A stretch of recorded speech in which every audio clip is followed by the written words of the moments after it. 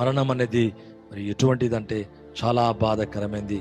దేవునికి వాక్యములు గనక మీరు చూసినట్లయితే, అవును, శత్రువు నుంచి మరణ భయం ఉంటుంది, లేదా వ్యాధి నుంచి మరణ భయం ఉంటుంది.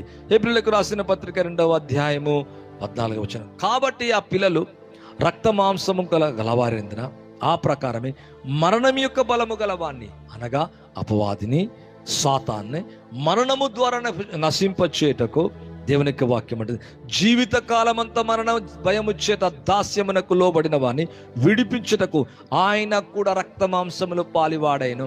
రెండో విషయం ఏంటంటే, మొదటిగా పాపం మానవుని భయపెడుతుంది, భయము తొలగించ యేసే వచ్చును, తీసివేసి నీతినివ్వడానికి వచ్చాడు. రెండోది ఏం తెలుసా? మరణ భయం.